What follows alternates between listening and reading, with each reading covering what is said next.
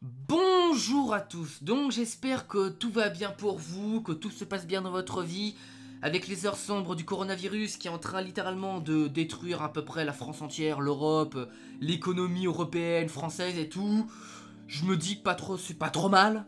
Voilà, on vit dans une bonne période, hein. D'ailleurs début janvier c'était la troisième guerre mondiale, maintenant c'est le coronavirus.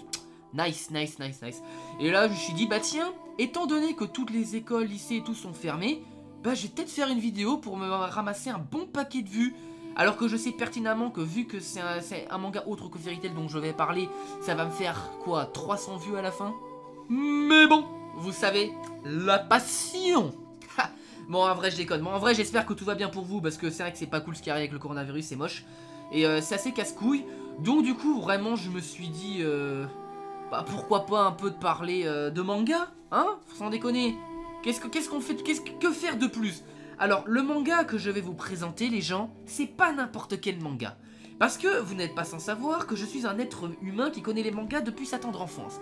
Donc, étant donné que je suis un humain qui a connu les mangas très tôt, j'en ai lu énormément. Et j'en ai visionné énormément aussi. Donc, je pense que j'atteins facilement dans les 500, 800 animés, mangas, vers là quoi. En comptant tout, je suis pas loin de ça. Donc j'en ai vu un paquet. En vrai, je dis 500, 800, mais en vrai, je sais pas. Mais je sais que j'ai dépassé la barre des 100 depuis des années quoi. Et un jour, un beau printemps de 2019, je tombe sur le premier tome de Tokyo Revengers. Alors je me dis, mais qu'est-ce que c'est Tokyo Revengers? Et là, je me suis dit, oh, encore un truc de délinquant à la GTO. Je me suis dit, pourquoi pas, on va prendre. Alors vous voyez, j'ai acheté le manga, mais j'avais même pas lu le synopsis de derrière. Vraiment, je l'ai pris, j'avais juste checké les dessins 2 minutes. Je me suis dit, oh, les dessins sont pas mal, ça m'a l'air d'être pas mal. Et en fait, je devais absolument lire quelque chose parce que j'avais rendez-vous à un tel endroit et j'allais me faire chier parce que dans cet endroit, il n'y avait pas internet. Je vous raconte totalement ma vie, mais j'en ai plus rien à foutre. Donc là, je me suis dit, j'ai acheté un manga, je l'ai pris au pif. Et là, il s'est passé un truc. En un seul tome, et j'ai bien dit, en un seul tome, je me suis immergé à 100% dans ce manga. Alors ça, en soi, ce n'est pas vraiment quelque chose de fantastique, de surnaturel. Parce que c'est déjà arrivé que je lis un manga et que j'arrive à m'immerger facilement. Ça, il n'y a aucun souci. Mais en lisant la suite, parce que c'est en lisant la suite que j'ai vraiment eu le déclic, c'est en lisant la suite que j'ai commencé un peu à remarquer que je devenais accro à ce manga. Limite un fanboy.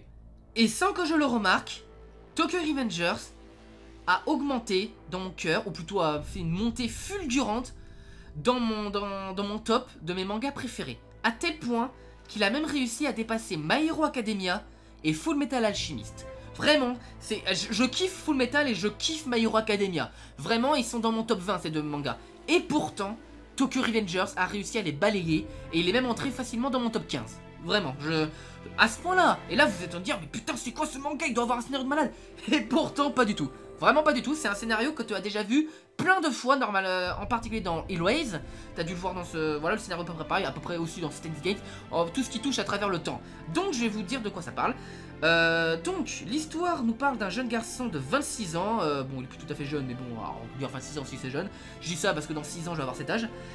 Du coup, Takemechi est un jeune garçon qui collectionne les boulots de merde. En gros, le gars, voilà, il a une vie plus ou moins banale, on va dire. Il se plaît pas trop dans la vie, il fait un travail vraiment plus ou moins minable. Parce que, quand je dis un travail minable, je ne parle pas du métier en question. Je parle en fonction de ses relations, parce qu'il se fait traiter comme une grosse merde par son patron. Il a un boulot vraiment plus ou moins horrible, on va dire. Enfin, pas horrible, faut pas déconner, mais il a un boulot, voilà, t'as compris, merdique. Et tout d'un coup, il regarde la télé et il apprend la mort de son ancienne et unique petite amie. Donc c'est à ce moment-là qu'il découvre vraiment, enfin qu'il se remet en question, qu'il se dit putain, j'ai vraiment eu une vie de merde en fait. Et là, sans qu'on comprenne pourquoi et sans explication, Takemichi décède et il revient 12 ans en arrière, donc dans son corps plus jeune, il retrouve du coup sa jeunesse d'avant. Et à cette époque, Takemichi, lui, bah, c'était un petit délinquant, un petit voyou. Bon, je l'appelle Takemichi, mais ceux qui ont lu Tokyo Revengers comprennent pourquoi je l'appelle comme ça. Et après un petit échange du coup avec son ancienne petite amie Ina, il se met à chialer et là il comprend à quel point ce qu'il a perdu était unique. Parce qu'il se rappelle vraiment de tout l'amour qu'il portait pour sa copine. Et là il se dit merde, il faut absolument que je la sauve. Donc il n'a pas le choix, il doit intégrer le gang qui a causé sa mort. Donc tout au cours du manga, tu vas le voir switcher entre le passé et le futur, parce que lui, il peut revenir quand il veut, du moment qu'il serre la main du petit frère de sa copine, qui s'appelle Naoto, si je dis pas de conneries, et en lui serrant la main. Pourquoi? Parce que c'est lui qui lui a sauvé la vie dans le futur, parce que quand il est revenu la première fois dans le passé, il a expliqué la situation à Naoto, son petit frère, du coup il l'a cru, et Naoto lui a sauvé la vie au moment où il avait dit qu'il allait crever. Donc du coup, grâce à ça, ils se sont créés un lien, et ils peuvent, du coup, en se serrant la main, switcher entre le futur et le passé. Bon, il n'y a que Takemichi qui peut le faire. Voilà en gros de quoi nous parle l'histoire de Tokyo Revengers. Mais pour rentrer un peu plus en détail, je vais vous parler vite fait des personnages secondaires, enfin même pas, ce sont des personnages principaux. Du coup, le gang qui doit infiltrer. Le personnage, donc du coup, on va commencer par Mickey, qui est le chef du toman, le chef du gang en question, qui nous est vendu au tout début du manga comme le plus grand criminel de Tokyo. Le gars, il en a plus rien à foutre, il est spécialisé dans le meurtre, dans le viol, la prostitution, le marchand de drogue et tout. Sauf que quand Takemichi le rencontre, ce mec est un amour. Ce mec est un amour. C'est Winnie l'ourson limite, le gars. C'est vraiment ce type, c'est un amour. Comment ce mec a pu tomber dans l'obscurité la plus totale? Genre c'est impossible, c'est comme si vous voyez Happy dans Fairy Tail devenir le grand méchant ultime de Fairy Tail. Quoique Mashima il pourrait peut-être faire ça un jour, on sait jamais hein. Mais voilà, en gros pour donner un exemple c'est ça. Même au niveau du personnage de Draken qui est le second du toman, ben, lui aussi c'est un amour. Le mec il est gentil. Il est gentil comme tout. Comment ces gens ont pu devenir des connards à la fin? Ça n'a aucun sens. Bon moi je le sais pourquoi, mais je vous dis ça juste pour faire le suspense. Mais en gros pour faire simple, Mickey et Draken, donc du coup les deux boss du toman, eh bien c'est des équivalents un peu Roger Barbe Blanche. Tu vois, ce sont des personnages en gros très forts, très puissants, vraiment des monstres de puissance, mais au grand cœur. Alors que dans le futur, ce sont des barbes noires, des Kaido, en gros des gros salopards quoi. Et du coup Takemichi va essayer de changer ça, il va essayer de comprendre pourquoi ils ont sombré dans le côté obscur, pourquoi ils sont devenus méchants.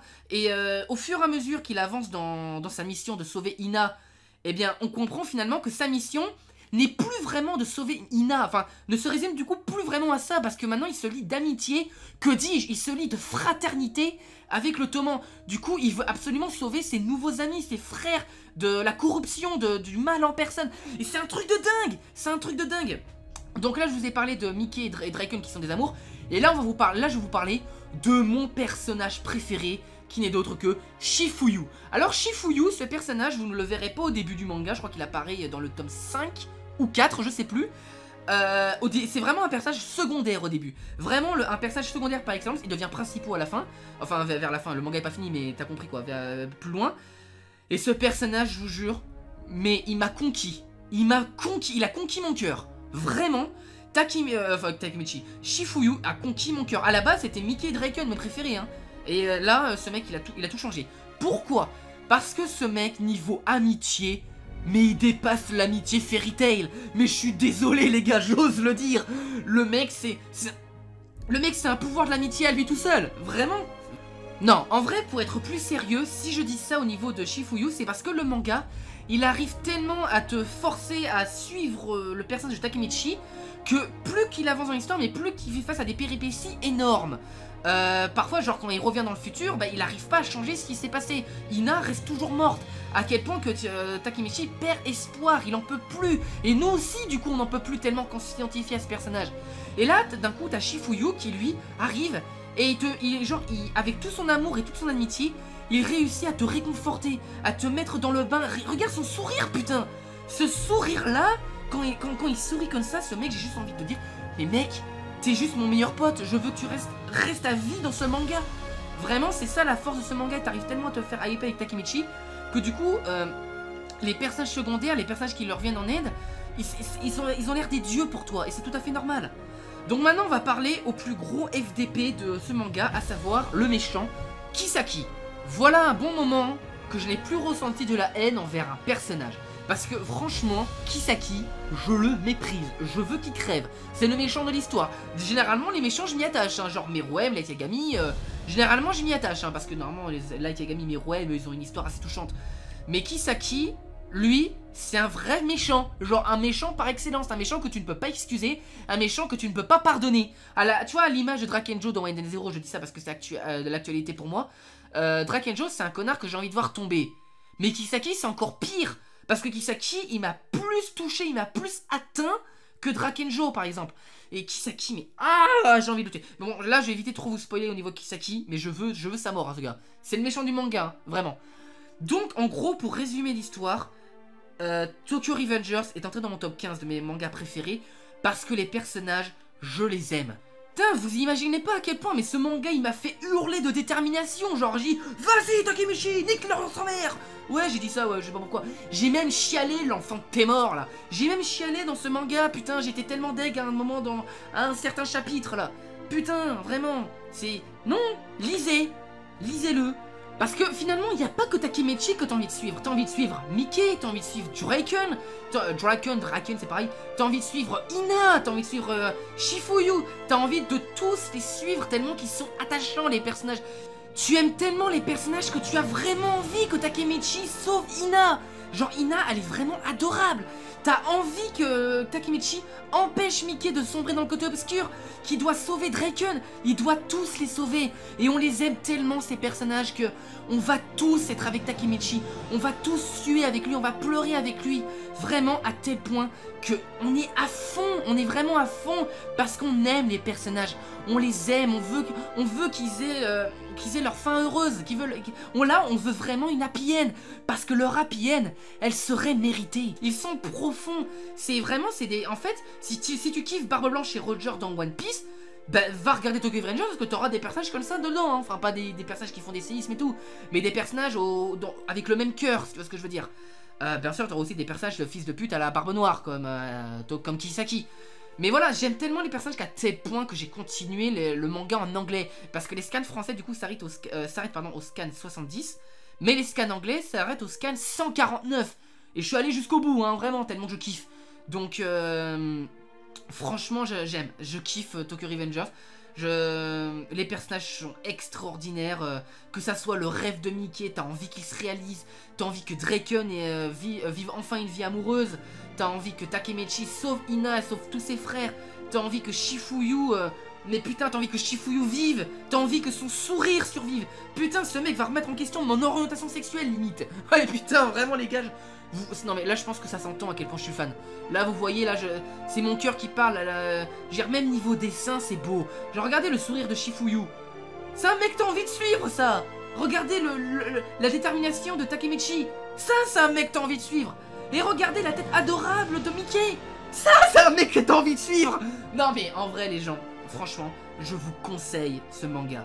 Je vous conseille. Vraiment, ce manga, je suis sûr qu'il va vous plaire. Alors, bien entendu, peut-être que beaucoup d'entre vous vont préférer Erase à Tokyo Revengers ou même Steins Gate. Surtout que finalement l'objectif est le même. Parce que dans Erase, il veut sauver son ami Gamine et sa mère. Et dans Steins Zero, c'est son ami qui veut sauver. Bah là, c'est pareil, sauf que là, c'est sa copine qui veut sauver. En gros, la détermination, c'est la même chose. Et je comprendrais bien entendu que vous préfériez Erase ou encore Steins Gate. Mais moi, Tokyo Revengers, les a largement dépassés. Au niveau des personnages, voilà, le dessin est magnifique et tout. Donc, franchement, je vous conseille ce manga. C'est un chef-d'œuvre. Donc, allez le lire. Pour ceux qui connaissent du coup Tokyo Revengers, dites-moi ce que vous en pensez dans les commentaires. Et voilà, donc voilà. Donc moi je vous souhaite du coup une excellente journée et je vous dis à la prochaine.